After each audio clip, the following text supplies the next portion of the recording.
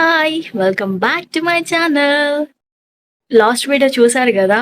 Finally 2 days తర్వాత మా ఫ్యామిలీని మీట్ అయ్యాను. మెయిన్‌గా మా నాయన పాపని మీరు చూసే ఉంటారు. నన్ను చూడగానే ఏడ్చేసింది బోర్ అని జెప్పేసి. సో, అదంతా చూసారు గదా! నేను లేని ఈ 2 డేస్ వీళ్ళేం చేశారు? వియట్నాంలో ఎక్కడెక్కడికెళ్లారు? ఏ ప్లేసెస్‌కెళ్లారు? అన్నది మీకు మా ఫ్రెండ్ ఒక చిన్న క్లిప్స్ తీసింది.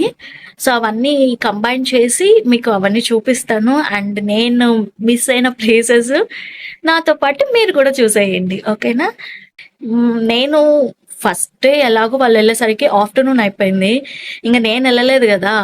సో, వాళ్ళు నన్ను తీసుకొని రావడానికి టికెట్సు, వీసా వీటి గురించే పాపం మా ఆయన అండ్ అన్న ఫుల్లు కష్టపడిపోయారు.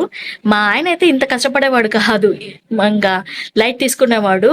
కిషోర్ అన్న కాబట్టి అంత ఓపికగా నార్మల్‌గా అయితే వీళ్ళెళ్ళింది సాటర్‌డే ఎళ్లారు. నేను సండే ఆఫ్టర్‌నూన్ ఎళ్ళాననమాట. ఆ సాటర్‌డే రోజే టికెట్ బుక్ చేయడానికి $600 చూపిస్తుంది. కానీ కిషోర్ అన్న వాళ్ళ ఆఫీస్ వాళ్ళతో ఎవరో ఏజెంట్స్ తెలిసిన వాళ్ళు ఉంటే వాళ్ళతో కాంటాక్ట్ అయ్యి సో అరౌండ్ $250 ఎంతో అవుతది అంటే బుక్ చేశారు. అది ఆ రోజుకి కుదరకుండా మరుసటి రోజు కుదిరింది. ఫైనలీ $600 కాకుండా $250తో వెళ్ళిపోయాననమాట. ఇంక మొత్తం వీసా ఇదంతా కలిపి $300 ఎక్స్ట్రా అయ్యింది. మేము అనుకున్న దానికంటే డబుల్ ఖర్చు అయిందనమాట మా ట్రిప్ మొత్తము. అంత డబుల్ ఖర్చులు అయిపోయాయి. సో ఫైనలీ పోయాను, ఎంజాయ్ చేశాను. ఇంకా నేను మిస్ అయింది ట్రైన్ స్ట్రీట్ అండ్ అలాగే హొలాంగ్ బే మిస్ అయ్యాను. సో అవి మా ఆయన నేను తీసుకుని వెళ్తాలే ఏం ఫీల్ అవ్వద్దు అన్నాడు. సో దిల్ ఖుష్. ఇంకా సో ఆ 2 నేను మిస్ అయ్యాను కాబట్టి ఆ చిన్న క్లిప్స్ యాడ్ చేసి మీకు అది మొత్తం చూపిస్తాను. ఓకేనా? నేను మిస్ అయినవి అండ్ అలాగే నేను లేని ఈ 2 డేస్ మా ఆయన పాపను చూసుకోవడానికి ఫుల్ స్ట్రెస్ అయిపోయాడు. ఇంకా సింగిల్ పేరెంటింగ్ కదా! ఇప్పుడు ఇద్దరు ఉన్నారనుకోండి, ఒకరు అరుస్తే ఒకరి దగ్గరికి వెళ్తారు. ఇప్పుడు సింగిల్ పేరెంటింగ్ ఉన్నప్పుడు ఆయన ఏదైనా అరుస్తే ఆ పిల్ల ఫీల్ అవుతుంది, మళ్ళీ అలుగుతుంది, ఇది అని చెప్పేసి చాలా జాగ్రత్తగా చూసుకున్నాడంట. సో ఆ ఫుల్ స్ట్రెస్ 2 డేస్ స్ట్రెస్కి నేను వచ్చిన వెంటనే ఫీవర్ వచ్చేసింది.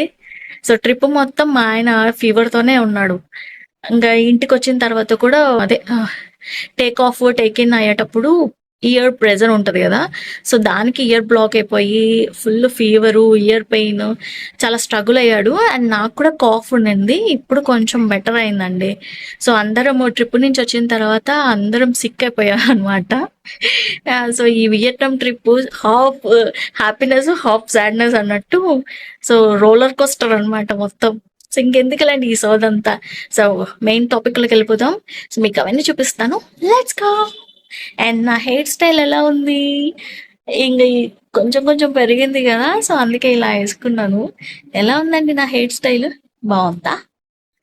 ఎలా ఉందో నాకు కామెంట్ చేయండి. ఫైనల్గా నా టికెట్ అవంతా కన్ఫర్మ్ అయిన తర్వాత ఈవినింగ్ బయటకు వచ్చారనమాట. ఇది రిక్షా టైప్, ఇక్కడ కాంబోడియాలో కూడా ఉంది. సో అక్కడ నుంచి ట్రైన్ స్ట్రీట్ దగ్గర కాబట్టి ట్రైన్ స్ట్రీట్కి వెళ్ళారు. ట్రైన్ స్ట్రీట్ చాలా స్కేరీ ఉందంట అండి. జస్ట్ అలా వంగితే తగులుతుందేమో అంత స్కేరీగా ఉందంట.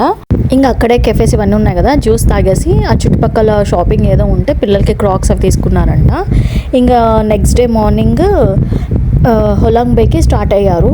మనం క్రూజ్ బుక్ చేసుకుంటే వాళ్ళే పికప్ డ్రాప్ చేస్తారంట. అండ్ పర్ హెడ్ వచ్చేసి $50 అండి.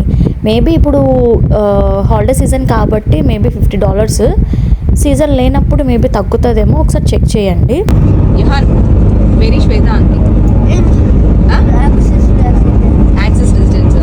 ఎందుకు రాలేదు శ్వేత అంటే ఇక్కడికి? You don't know? సందీప్ ఏమైంది శ్వేతకి? అది పెద్ద విషయాలు కాదు, అది ఎక్స్పీరియన్స్ చేయాలి. సందీప్ కంకషన్లోంచి కోమాలోకి వెళ్ళిపోయాం.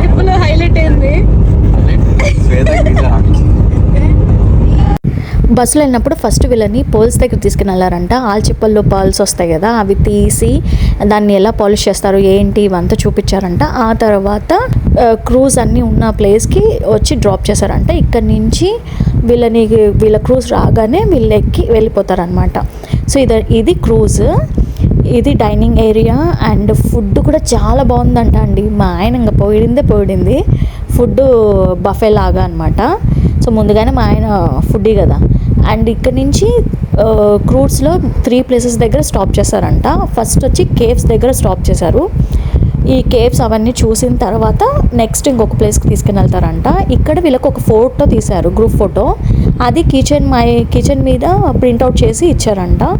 ఆ ఫోటో నా దగ్గర లేదు. సెకండ్ స్పాట్ వచ్చేసి మొత్తం పెద్ద పెద్ద కొండలు ఉంటాయి.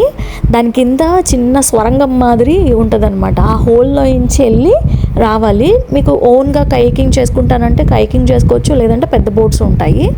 సో అలా వెళ్ళి రావాలి. ఆ ఎక్స్పీరియన్స్ చాలా బాగుంటుందండి. అండ్ సరౌండింగ్స్ కూడా మంచిగా కొండలు, పెద్ద పెద్ద కొండలు, ఆ వాటర్ చూడడానికి చాలా బాగుంటుంది. నేను రీల్స్లో చూసాను అనమాట.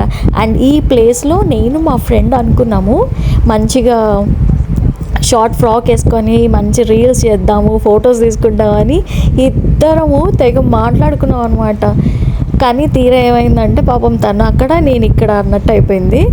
సో ఇదైతే మస్ట్ అండ్ షూట్ ఎక్స్పీరియన్స్ అండి. హొలాంగ్ బేకి అయితే కంపల్సరీ వెళ్ళి దీన్ని ఎక్స్పీరియన్స్ అయితే చేయండి, చాలా బాగుంటుంది. థర్డ్ స్టాప్ వచ్చి ఐలాండ్. ఇక్కడ వైట్ శాండ్ బీచ్ ఉంటుంది. సో ఇంక ఇక్కడ అందరూ ఇంక బీచ్ అంటేనే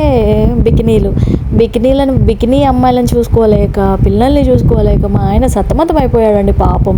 అదే నేను ఉంటే హ్యాపీగా రిలాక్స్ అవుతూ ఆ బికినీ అమ్మాయిని చూసుకుంటూ అలా బీచ్ని ఎంజాయ్ చేసేవాడు. కానీ ఈసారి అలా పప్పులు ఉడకలేదు మా ఆయనకి.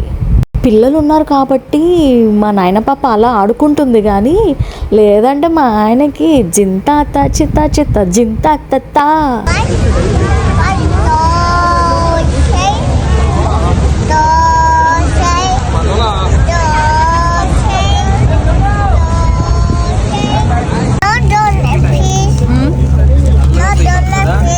మేడం గారు వాళ్ళ అత్తకి నో డోనట్ ప్లీజ్ అంటుంది. ఇది రూఫ్ టాప్లో సన్సెట్ పార్టీ అంట. సో స్విమ్మింగ్ పూల్ ఉంది, హ్యాపీగా కూర్చొని రిలాక్స్ అవుతూ సాంగ్స్ వింటూ సన్సెట్ని ఎంజాయ్ చేస్తున్నారు.